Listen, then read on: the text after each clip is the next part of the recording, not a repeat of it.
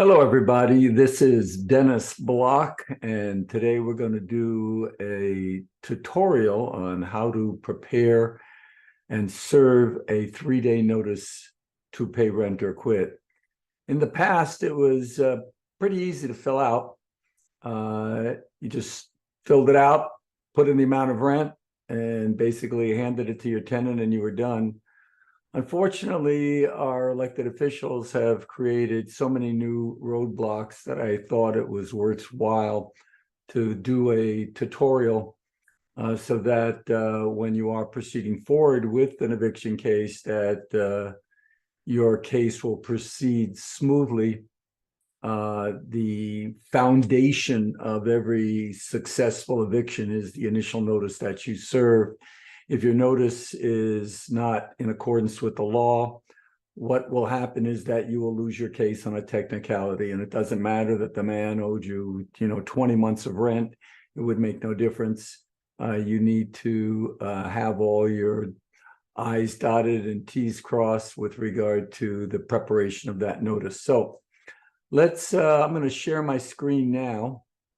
And what we're going to do is I'm going to show you my website, which is evict123.com. And if you can, I'll scroll up here. This is the website for my law firm, and it has so many different forms and information on your issues dealing with landlord-tenant law. If we scroll down here to where it says free landlord forms, you will come to this page here. This page is where all the forms are, and you'll notice that towards the top, I have the notice to pay rent or quit. I'm also going to have this video attached right to the right of it there. Once again, you'll click on that button, free landlord forms. That will get you to this page, and then you can click on that 3-day notice form. So let's take a look at it. Here is the my 3-day notice forms. There are many that are out there that are in accordance with the law, but of course this one is one we have prepared, and of course I know that it will achieve the purpose which we're trying to accomplish, which is to have a successful eviction, assuming your tenant doesn't pay the rent within the 3-day period.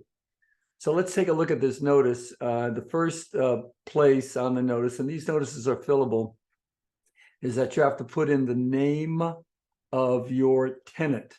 Do not put in children's names. Just put in the names of your tenants. Your tenants are those who signed a rental agreement or who paid you rent.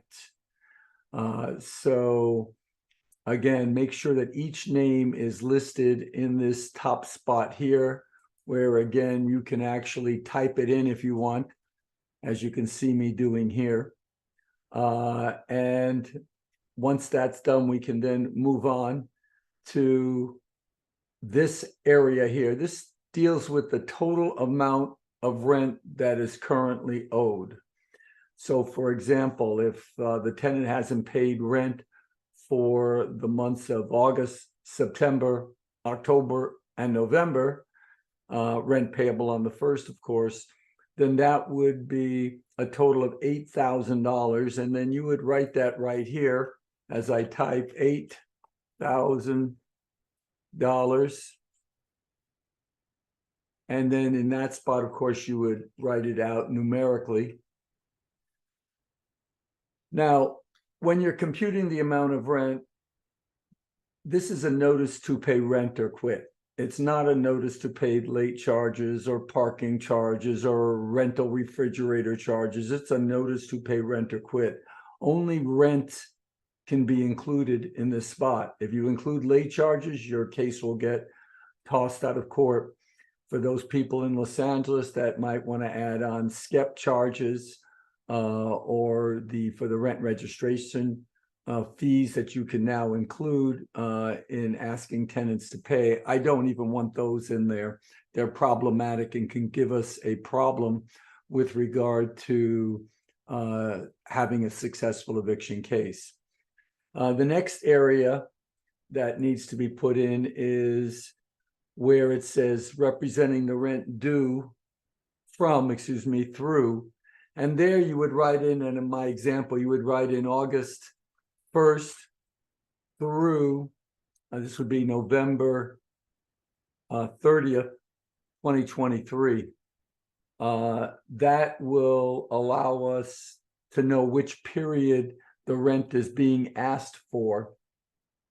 As we move down, we're going to get to the premises are located there. That's the address of the premises. So please make sure that you fill that in accurately. If you make a mistake, then the whole case is doomed. So make sure that you include apartment numbers and a zip code, and whether it's east or west, and what they call an address suffix. I bet you most people don't know what that is, an address suffix, but that's where you list whether it's a street, an avenue, road, circle, lane. That's what a street or suffix is. And you need to put that right onto the notice to have a complete address. So let's fill that out. 123 North Anywhere Street. And I'm going to write apartment number 2. And that's going to be in the wonderful city of Los Angeles. And put in a zip code. Now, you do need to date a 3-day notice. The 3-day notice should have the date that you are preparing it. Now, that has nothing to do with the date that you're serving it. The date that you're serving it is whenever it's actually served, which we'll go over. But here is just the date that you prepared. A lot of tenants will say, oh, your notice is wrong because you dated it the 15th and you served it to me on the 16th. No, the notice is not wrong. You can put in the date that you're doing it. Today's date happens to be November 5th, 2023. And this is the next item here is payment made to. That is has to be who you want the check made payable to, assuming they're paying by a check or a money order or a cashier's check. So if your property is in an LLC, 1, 2, 3, 4 LLC, if that's the name of your LLC or your corporation, that's who the payment is to be made to. That's who the landlord is, the owner of the property. That's who's on your rental agreement as the landlord, okay? Now, a person to pay could be very different because you need to have an actual human being, a person with a first and a last name, whose name must go here. If you don't have an individual's name and you just write the LLC again, then your notice is defective because the law requires that you have a person who to pay the rent to, not an entity. So while this line here, assuming I don't have a property that is in a LLC, well, that could be my name if that's who the tenants pay their rent checks to. But here, this could be my name here, or it could be a manager's name, etc. Now, this is the address to pay.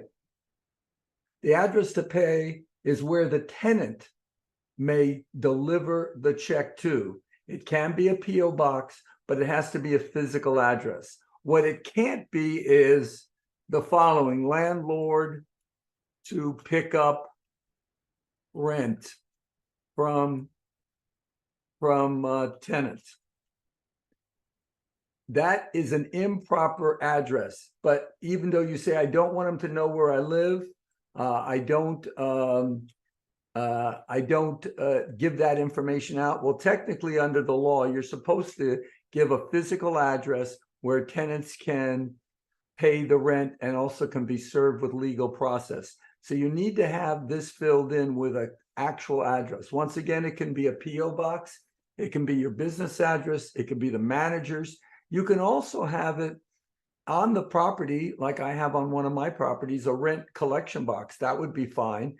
So you're going to say 1, 2, 3, 4 North Anywhere Street. And then I'm going to write rent collection box. That would also be okay. And of course, put in the city and the state and the zip code. Okay. So another way you can do it, if you don't have an address for them to pay, even though you're supposed to, would be to have them pay a bank. If you're going to have a bank, you have to tell them the name of the bank. You have to tell them your account number. You have to tell them the address of a bank, of that bank, which is within 5 miles of the property. And last but not least, you have to tell them that the bank is opened. So you can kind of change my form here, and you can write here address to pay. I would write Bank of America, account number, whatever it is. And then you would give them the address of the bank, and which has to be, again, within 5 miles. And last but not least, you're going to need to give them the times that the bank is open. So this form will need to be changed. So usually I know, like, Bank of America is usually open from 9 to 5 Monday through Friday, and on Saturdays from 9 to 2, or sometimes 9 to noon. You can look this up on Google, and it'll tell you which branch is closest to the building, and also their hours of operation. Last but not least, you have to have a phone number. That would be your phone number or someone who is authorized to accept payment, like your manager or yourself. So we do need to have a phone number in that, and I'm filling that in. If you miss a phone number, then you are have a defective notice. Okay, so remember, the payment is to made to, that can be an entity's name, but right here we need to have a individual's name.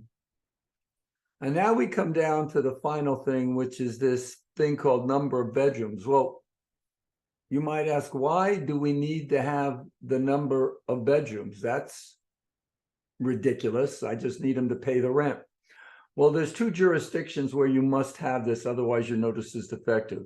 That's any residential unit in the city of Los Angeles and any residential unit for the unincorporated areas of LA County. You need to have the number of bedrooms that the property has for that unit. So if it's a 1-bedroom apartment, or you're going to write 0 if it's a single.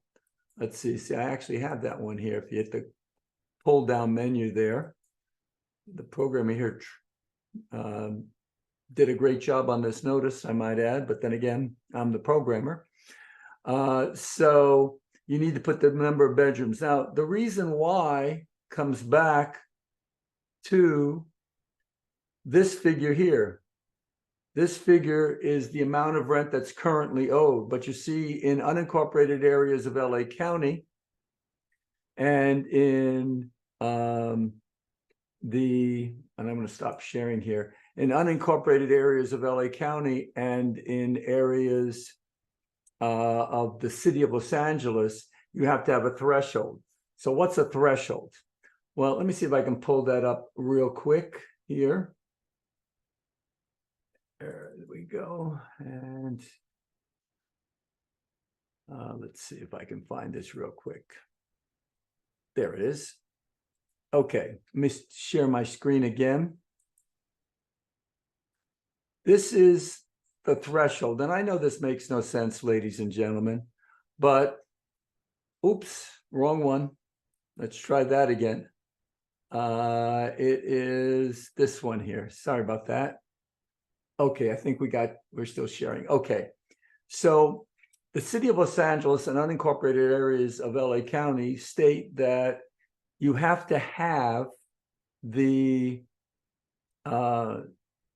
fair market, you have to exceed the fair market value depending on how many bedrooms. That's why we need to put the bedrooms on the bottom of the notice. So if we take a look at, for a 2-bedroom unit, The fair market value is $2,222. Well, in that case, you're going to need to have at least $2,223 in my notice. So if we go back to where we were, which was my 3-day notice, if it was only 1 month's rent for the month of November, and it's a 2-bedroom unit and the rent's $2,000, then guess what? You can't serve a 3-day notice. You're going to need to wait until the following month. And when you do it on the following month, that would be December. Now $4,000 would be owed, and therefore you can now serve a 3-day notice. So what we have here is that the City Council of Los Angeles and unincorporated areas of LA County are encouraging their tenants to pay rent late, because in that situation, your tenant will be able to pay his rent on the 25th of the month, because you can't serve a 3-day notice right at the beginning of the month. For the month of November, for example, you could have served a 3-day notice on November 2nd. But this law for unincorporated areas of LA County and for the city of Los Angeles is forcing you to wait for the second month. And if your tenant pays on the 25th of each month, what that means is you're never going to be able to serve a 3-day notice because it's below the threshold. The other situation is for Section 8, where you have Section 8 paying the majority of the rent. So in the same situation, even if we had a 2-bedroom apartment for $2,500, but the state, Section 8, pays $2,300 and the tenant share is $200, well, in that situation, you're never going to get above the threshold. You're going to have to wait more than 9, 10, 11 months, even more, 12 months. So just to be able to collect this rent. So this is truly an unfair imposition put on landlords, but you do need to follow this rule dealing with the threshold. I'm going to stop sharing here again so you get to see what I look like.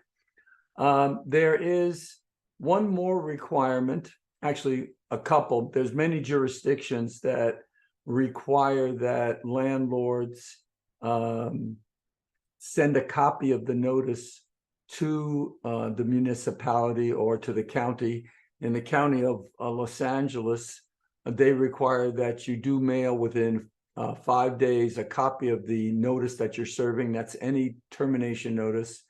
And also a copy of the proof of service. They have an unusual rule that if you're serving a notice to pay rent or quit, that you have to do a 10-day notice to pay rent or quit. And then, of course, within 5 days, you need to serve a copy of that notice and the proof of service on the county, in addition to serving it on your tenant. So all these jurisdictions have their own rules. Let's go to the city of Los Angeles. The city of Los Angeles also has a rule where you have to send in the notice to the city within 3 days. They don't require the proof of service, but you do have to send that in.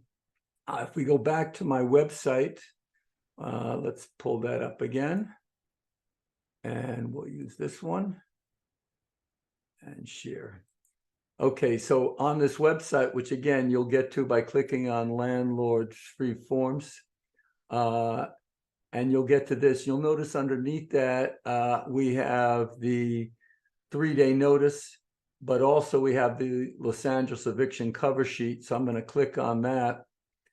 You have to fill out this form and send that into the city within 3 days. So make sure that you use this form. Again, it's on my website, and you just send it in with a copy within 3 days. Now the city, I'm going to move over here back, has an online Los Angeles cover sheet where you can actually do this online. You have to set up an account for yourself. And once you do that, then you can do it right online where you upload the notice to the city. My firm doesn't do it that way. We mail it in because I'd rather the city have to do more work. And right now the city is backlogged inputting these notices that are mailed in, like 5,000 to 10,000 of them. So we're giving them a little joy since they're giving us a joy. And by the way, for the record, people at the Los Angeles Housing Department has admitted that they do nothing with these notices that are put in to their system. They do absolutely nothing with them. They just log them in. That's their stated purpose. So why would you have a rule like that? Well, you have a rule like that because you are trying to make landlords lose their case. Because if a landlord doesn't realize this law, that you have to fill out this form and mail it in for the city of Los Angeles, and that's for all units. I'm talking a single family home in Brentwood. You're going to need to fill out that form and mail it in.